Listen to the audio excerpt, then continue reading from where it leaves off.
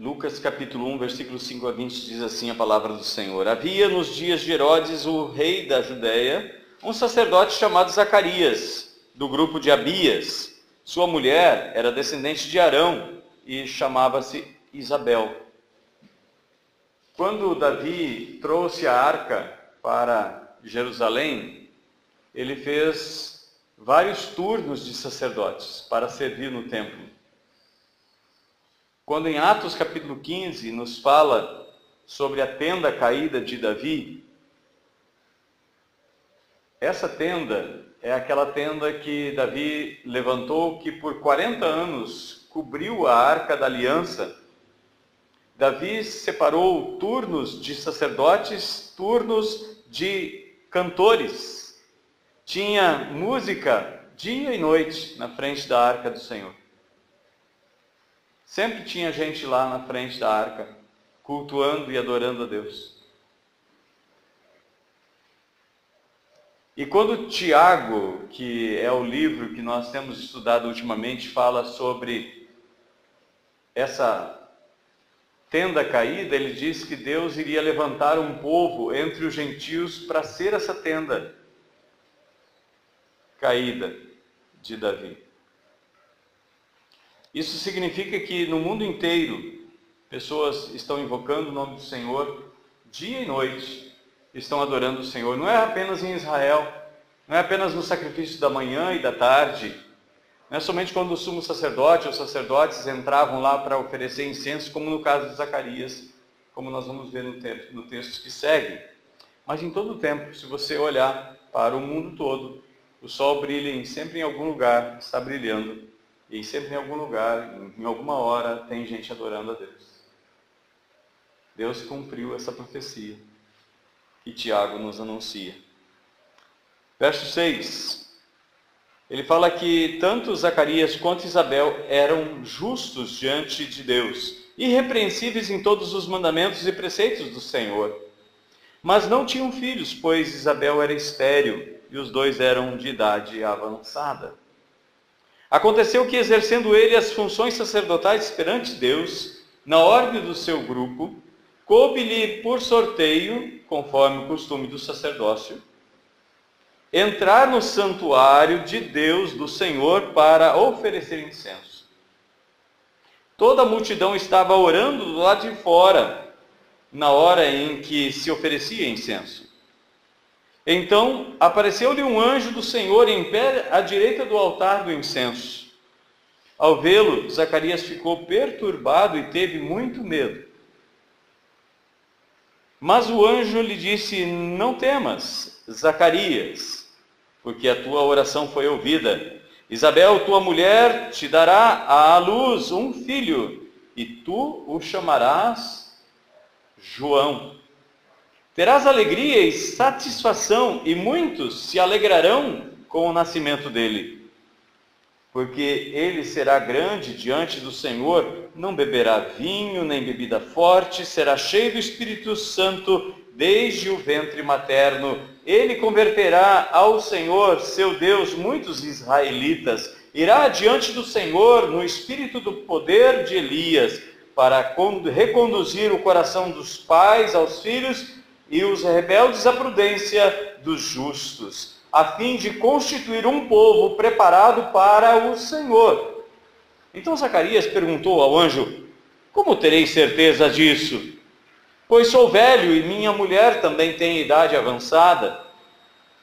O anjo lhe respondeu: eu sou Gabriel e sempre estou diante de Deus. Fui enviado para te falar e te dar essas boas notícias.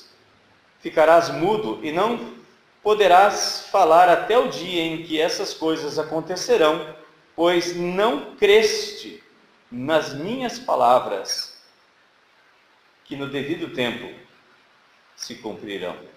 Amém? Deus abençoe essa palavra no meu coração, no seu coração, que o Espírito Santo de Deus, que veio e encheu João Batista já no ventre, quando ele estava com 6 a 7 meses de gestação, Maria veio e cumprimentou Isabel. Nesse mesmo capítulo você vai ver que João Batista ficou cheio do Espírito Santo. ele se mexeu no ventre da sua mãe e a própria mãe, cheia do Espírito Santo, começou a profetizar. Isabel anunciou: bem-aventurada a que creu. Olha o versículo 45. Isabel diz: bem-aventurada a que creu, que se cumprirão as coisas que lhe foram faladas da parte do Senhor. Amém? Deus abençoe essa palavra em meu coração e no seu. Quero falar hoje sobre as quíntuplas da incredulidade. Quando é um filho ou uma filha. Quando é 2 é gêmeos. Quando é 3 é trigêmeos. Quando é 4 é quadrigêmeos. Quando é 5 são quíntuplas. As 5 filhas da incredulidade. A primeira filha da incredulidade é a esterilidade. A segunda filha se chama insegurança. A terceira filha se chama dúvida. A quarta filha se chama desconfiança. E a quinta filha se chama vergonha.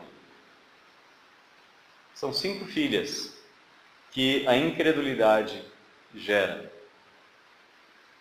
Gabriel, quando ouviu da boca de Zacarias aquela palavra, ele diz: você não creu em mim. Tenta imaginar a cena. Zacarias, um sacerdote, entra para oferecer sacrifícios como incenso ao Senhor. Gabriel do lado do altar do incenso. O incenso na Bíblia simboliza as orações. Apocalipse 5:8 nos diz que as taças de incenso que os anjos derramavam diante do Senhor são as orações dos santos. Tenta imaginar a cena. Zacarias entra e vai oferecer incenso ao Senhor e um anjo começa a falar com ele, aparece para ele o anjo Gabriel. O anjo Gabriel, quando vem dar a notícia, eu creio que ele está muito feliz, muito alegre, porque ele estava transmitindo a palavra de Deus. Ele estava anunciando aquele que viria. 400 anos antes havia sido profetizado a respeito de João Batista como substituto de Elias. 700 anos antes havia sido profetizado por Isaías: voz do que clama no deserto, endireitai o vosso caminho. Quem era esse? João Batista. Alguém profetizado, alguém anunciado que viria. Gabriel vem e traz essa notícia para Zacarias. Mas em lugar de Zacarias crer, Zacarias não creu. Tenta imaginar a reação de Gabriel naquela hora. É interessante que os anjos de Deus não têm muita paciência. Não é que nem Jesus. Jesus se tornou a nossa semelhança, por isso que ele tem a paciência que nós temos. Mas os anjos não são assim, e nem o Espírito Santo. Então nunca nós devemos brincar com o Espírito Santo de Deus. Aliás, Jesus alerta a gente que todo pecado e blasfêmia aos homens serão perdoados, mas o pecado contra o Espírito Santo não terá perdão. Nem nessa existência, nem na outra. No grego é aion. Aion significa era. Nem nessa era e nem na vindoura não haverá perdão. É uma coisa muito séria. Zacarias era um sacerdote. Zacarias estava oferecendo diante de Deus incenso. Incenso simboliza oração. Zacarias, um homem que a Bíblia chama de justo, era um homem religioso, na verdade. Porque oração sem fé é incredulidade. Com o passar do tempo, as suas orações começaram a ser, na verdade, apenas um ritual. Ele orava porque ele era obrigado a orar. Ele vinha para Jerusalém fazer o seu trabalho sacerdotal porque ele era um sacerdote e precisava fazer aquele trabalho. Mas o seu coração não estava mais diante do altar. Mas de repente aquele dia, pela graça de Deus e pela misericórdia dele, Deus o escolheu para receber essa boa notícia. O anjo Gabriel disse, vai acontecer. E às vezes a gente pergunta assim, mas Zacarias não creu, mas mesmo assim aconteceu. Sim, por quê? Nós precisamos entender algumas coisas que acontecem nas Escrituras e que às vezes a gente mistura por ter o mesmo envolvimento com oração, fé e providência de Deus. Quando Deus tem um plano, Deus executa esse plano apesar da nossa fé ou da nossa incredulidade. Salmo 138, verso 8 nos diz, aquilo que a mim me concerne, Deus levará a bom termo. Ninguém vai tirar de você. Aquilo que Deus reservou para você vai ser seu. E ponto final. Ninguém tira. A não ser que você seja o responsável pela sua própria perda. Mas ninguém pode tirar aquilo que pertence a você. Amém? Isso deveria nos dar alegria, nos deveria dar consolo. Com respeito ao projeto e plano de Deus, Jó, depois de passar por tudo que passou, ele chegou a essa conclusão. No capítulo 42, verso 2, ele diz assim, agora eu reconheço que nenhum dos teus planos pode ser frustrado. Nada escapa ao controle de Deus. Em relação aos planos de Deus, é Jó, capítulo 42, verso 2. Em relação ao indivíduo, a fé, ela é fundamental. Ela é como um alicerce, onde nós vamos construindo nossa vida de comunhão com Deus, de certeza, de confiança em Deus. Em relação à nossa salvação, a fé é imprescindível. Sem fé, é impossível agradar a Deus. Nós somos salvos pela graça, mas a única forma que nós nos apropriamos da graça de Deus é a fé. Por isso que o justo viverá pela fé. E não é só o justo viverá pela fé, mas é de fé em fé. Nós vemos aqui que o plano de Deus estava acima da incredulidade de Zacarias. Versículo 13. Zacarias, a tua oração foi ouvida. Mas nem Zacarias acreditava mais nisso. Com o passar do tempo, as orações de Zacarias se tornaram mais em incredulidade. Zacarias tinha esposa, mas não creu. Zacarias era um sacerdote que lia a palavra de Deus e ensinava a palavra de Deus no templo. O povo ia lá para ouvir a palavra de Deus. Zacarias não se lembra que Abraão tinha 75 anos quando Deus o chamou, e 25 anos depois, quando ele estava com 100 anos e Sara com 90, ela gerou e deu à luz um filho? Um pregador da fé que não tinha fé. Um sacerdote que levava diante de Deus as orações do povo e suas próprias orações, mas não cria que Deus ouve as orações. Zacarias não creu, julgando Deus pela sua capacidade. Não é assim que nós muitas vezes fazemos? Nós julgamos Deus pela nossa capacidade. Nós olhamos para nós mesmos. Zacarias olhou para ele e disse, no versículo 18, eu já sou velho e minha esposa também. Vocês acham que eu não tentei, seu Gabriel? Você acha que eu não tentei ter um filho? Maria não tinha esposo. Tinha um noivo. Maria era virgem. Maria creu. E por isso Isabel diz no versículo 45, bem-aventurada a que creu, que se cumprirão as coisas que lhe foram faladas da parte do Senhor. Ela creu que ia se cumprir o que Deus prometeu. Diferente de Zacarias, Maria creu. Maria só questionou como isso vai acontecer. Zacarias duvidou da palavra de Gabriel. Porque para Deus não há impossíveis em nenhuma de suas promessas. Sabe quem diz isso? Gabriel. Gabriel diz isso no versículo 36. Também Isabel, tua parenta, espera um filho sendo já idosa, aquela que era chamada estéril. está de 6 meses, porque para Deus não há impossível. Para Deus não há impossível. A incredulidade gera 5 filhas. A primeira delas é a esterilidade. A esterilidade nos leva a lugar nenhum. Um lugar estéril, um lugar onde não tem vida.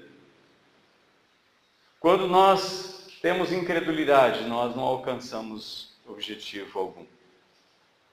Tiago diz que aquele que duvida é semelhante à onda do mar, impelida e agitada pelo vento. Quanto mais vento, mais espuma, mais sujeira, mas não sai da praia. Nós não podemos ser assim. É preferível ser um pequeno filete d'água que sai lá da montanha, mas que alcança o mar, do que ser uma onda bravia que derruba e destrói, mas não faz mais nada do que isso.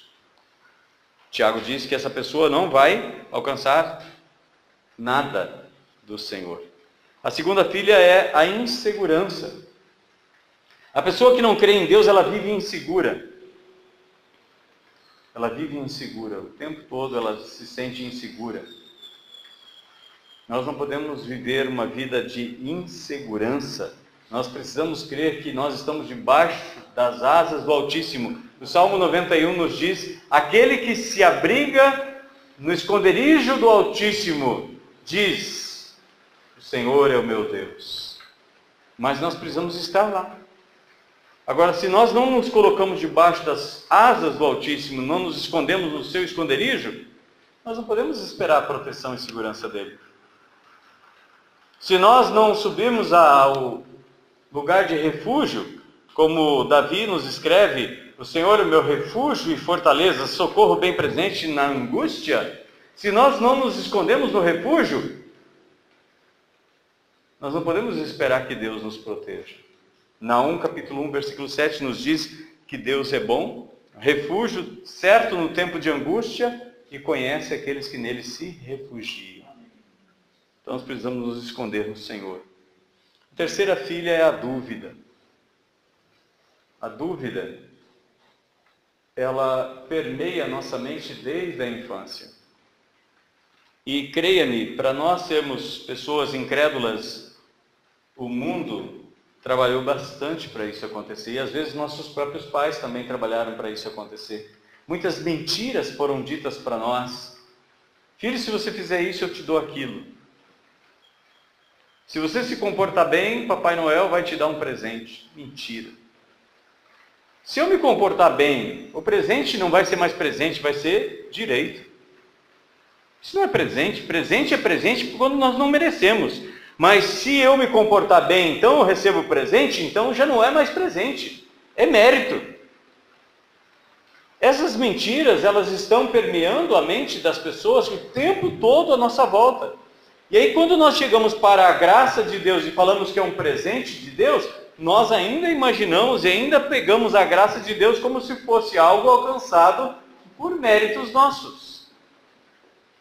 Essa confusão, essa dúvida, sempre ela salta de novo como uma ferrugem que você passa tinta em cima, depois de uns 2, 3 meses está lá, vem a pipoquinha de novo, salta lá, e a ferrugem está lá por baixo, só tem aquela aparência. Nós não podemos permitir que o nosso coração seja assaltado pela dúvida. Fé é exatamente o oposto da dúvida. Se Deus disse, cale-se todo homem, Paulo fala. Que todo homem seja mentiroso e Deus verdadeiro. Que caia tudo por terra. Zacarias não creu, julgando Deus pela sua capacidade. Como é que Deus trabalhou com Abraão?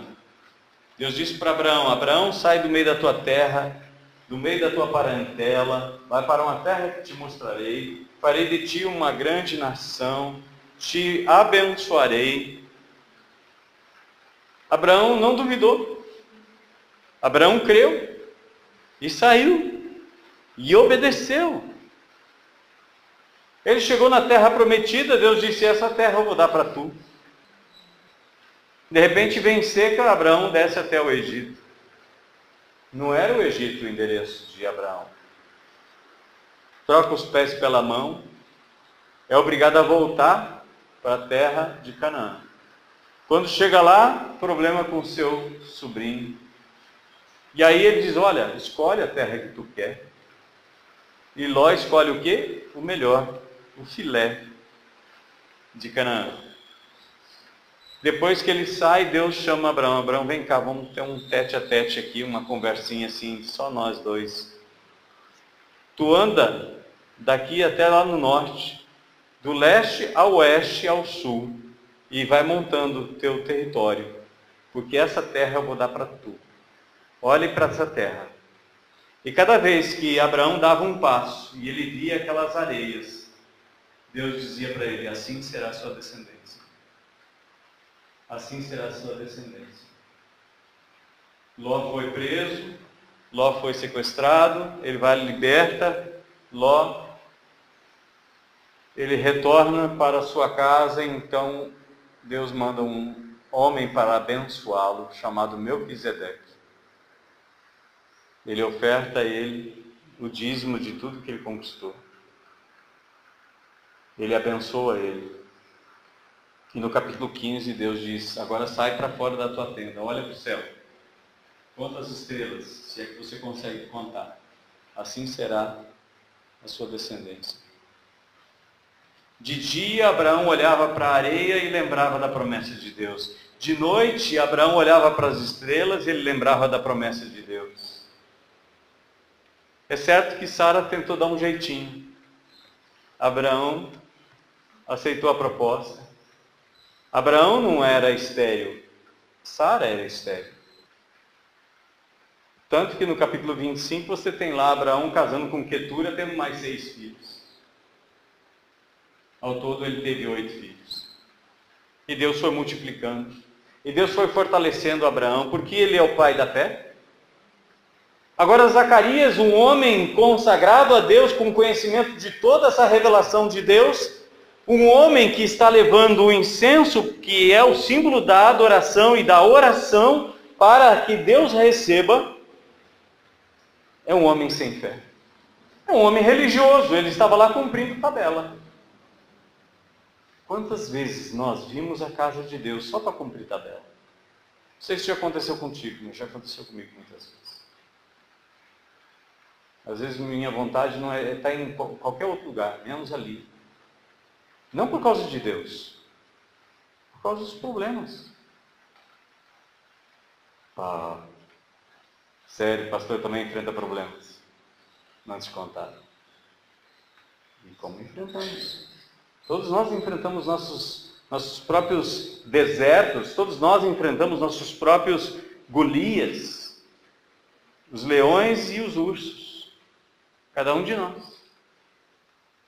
Alguns têm um problema, outros têm outro, mas cada um de nós tem que saber como enfrentar o seu próprio problema.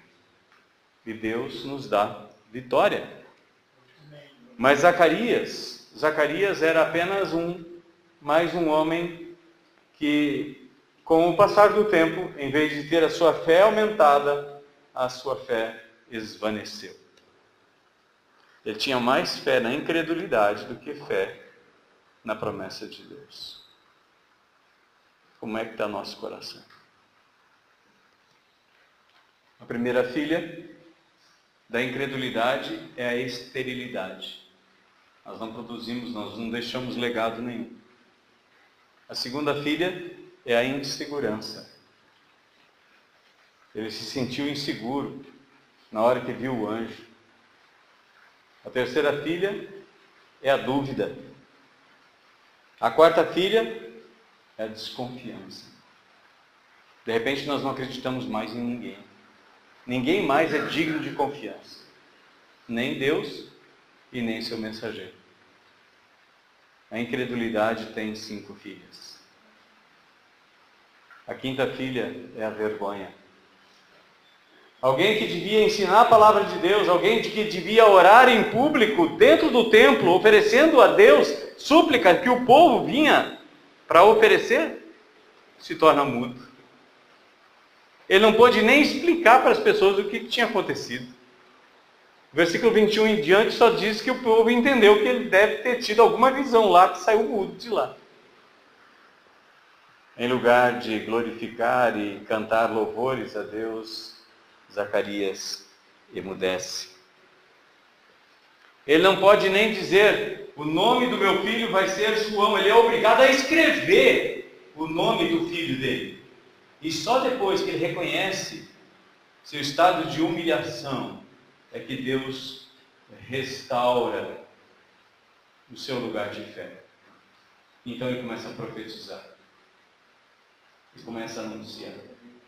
Ele começa a repetir o que Gabriel havia dito aqui. Eu creio que aquelas palavras de Gabriel ficaram ecoando dentro da memória dele aqueles 10 meses. E cada dia mais forte. Cada dia mais forte. Eu creio que Zacarias, cada vez que olhava para si próprio, dizia: homem de pouca fé. Por que eu duvidei? Por que eu duvidei? Zacarias estava pedindo um filho a Deus. E Deus prometeu lhe dar o filho mais ilustre nascido de mulher, como Jesus diz em Mateus 11:11. Dos nascidos de mulher, ninguém é maior do que João. A vergonha nos leva a nos esconder. Se você olhar a atitude, no versículo 24, você vai ver a atitude de Isabel. Depois desses dias, Isabel, sua mulher, engravidou e escondeu-se durante 5 meses, dizendo: o Senhor me concedeu isso quando olhou para mim para acabar com a minha humilhação diante dos homens. Ela se escondeu 5 meses. Ela não deixou que ninguém ficasse sabendo que ela estava grávida. Isso é vergonha. Isso é vergonha. É vergonha porque o próprio maridão dela, que era um sacerdote, que ministrava diante do Senhor, ficou mudo por causa da incredulidade. Irmãos, nós temos que cuidar para que a incredulidade não tome lugar no nosso coração. Zacarias queria um filho, mas quem engravidou desse filho foi a sua esposa. Ele engravidou de quíntuplas. Esterilidade, insegurança, dúvida, desconfiança e vergonha. Eu sei que o homem não fica grávido, mas às vezes a gente acaba gerando algumas coisas que a gente não queria gerar. Então que nós não sejamos geradores daquilo que não glorifica o nome do Senhor. Amém? Fé versus incredulidade. Maria não tinha marido, mas ela creu na palavra do anjo. Ela concebeu pelo Espírito Santo e deu à luz o Salvador. Zacarias tinha esposa. Mesmo depois de tanto tempo, mesmo conhecendo tanto que ele conhecia da palavra de Deus, ele não creu. Não é o quanto tempo nós temos de crente, mas é se nós cremos no Senhor da vida. Vamos ficar de pé e vamos orar? Senhor, nós aprendemos hoje com Zacarias lições preciosas, Senhor. Pai, nós pedimos pela misericórdia do Senhor e pela graça do Senhor Jesus, que é o nosso sumo sacerdote. Ele conhece a nossa fragilidade, Ele conhece a nossa imperfeição, Ele sabe que nós somos pó.